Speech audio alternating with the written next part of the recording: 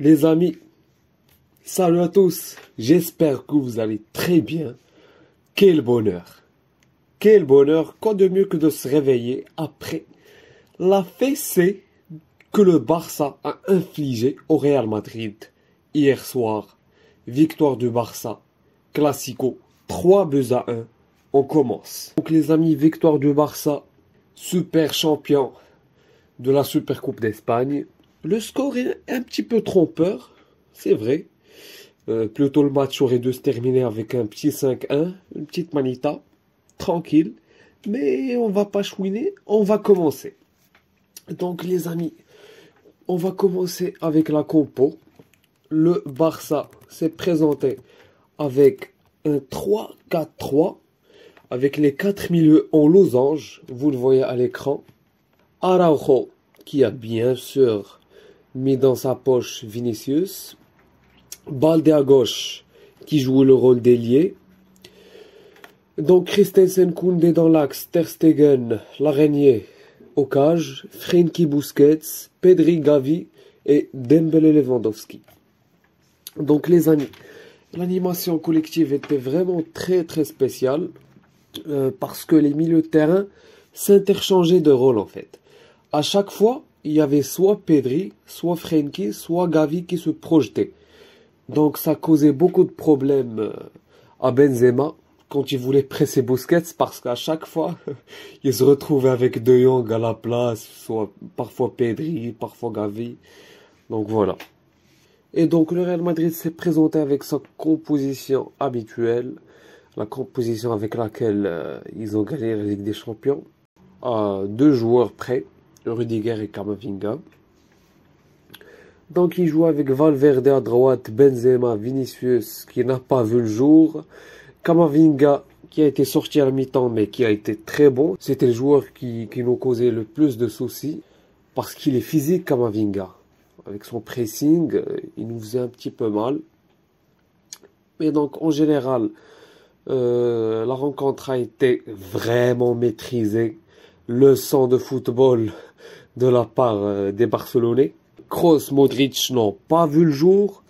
Pedri prenait le ballon, temporisait, il dictait le tempo. C'était vraiment le métronome du milieu. Les projections de la fusée Balde causaient beaucoup de problèmes aux Madrilènes. Parce que si vous savez, le Real en phase défensive, il y a Valverde qui revient aider Carvajal.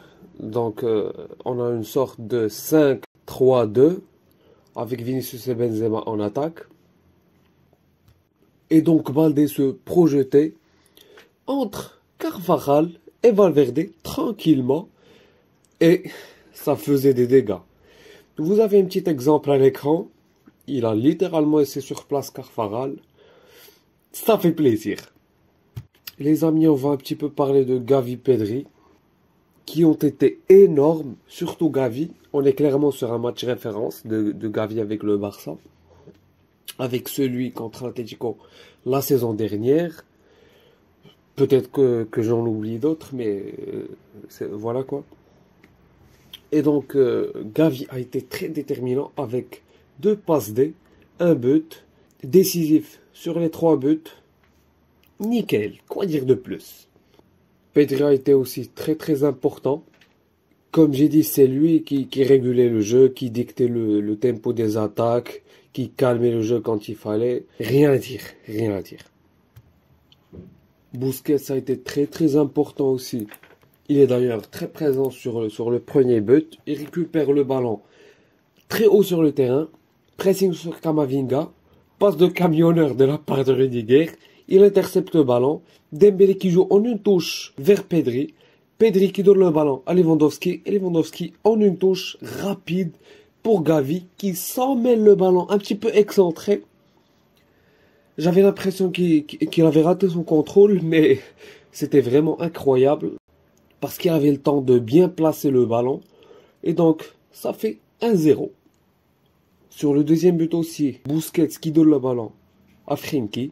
Frenkie qui tacle le ballon vers Gavi, passe en profondeur. Gavi qui ajuste sa passe vers Lewandowski, qui n'a plus à pousser la balle au fond. Ça fait 2-0. Gavi d'ailleurs qui a été présent encore une fois sur le troisième et dernier but. Récupération de Gavi sur un pressing très organisé. Récupération de Gavi. Lewandowski qui avance et qui temporise, qui donne à la limite du hors-jeu vers Gavi. Gavi qui te met une de ses passes vers Pedri. Et Pedri encore une fois qui n'a plus à placer son ballon. Et ça fait 3-0. Le dernier but du Real, il vient à la toute fin du match. Xavi avait sorti Pedri, Araujo, Gavi, Frenkie, Dembélé aussi. Et donc voilà le but qui vient contre le cours du jeu. Après l'entrée de Garcia, comme par hasard. Mais voilà, on va faire comme si de rien n'était. Donc les amis, j'espère que vous avez apprécié la victoire, que vous avez pris du plaisir, parce que ça, c'est le Barça. La manière, la victoire, que demander de plus? Donc les amis, j'espère qu'on va continuer à surfer sur cette vague, sur le momentum. C'est très important pour la suite de la saison et pour la Liga. Vous savez, la Liga, c'est le titre le plus important pour nous, avec peut-être l'Europa League, mais la Liga, c'est vraiment primordial, parce que ça fera beaucoup de bien au groupe de jeunes qu'on a. Ils vont prendre en expérience, ils vont prendre en maturité, ils vont avoir la culture de la gagne, parce que, faut le rappeler, c'est le premier trophée depuis le départ de Messi, hein. Et c'est aussi le premier trophée avec Busquets en tant que capitaine. C'est peut-être un signe pour son départ, même si elle a été très bon aujourd'hui. Mais voilà, les amis, j'espère que vous avez apprécié la vidéo. N'hésitez pas à liker, à partager et à vous abonner. Et on se dit à la prochaine vidéo. Ciao.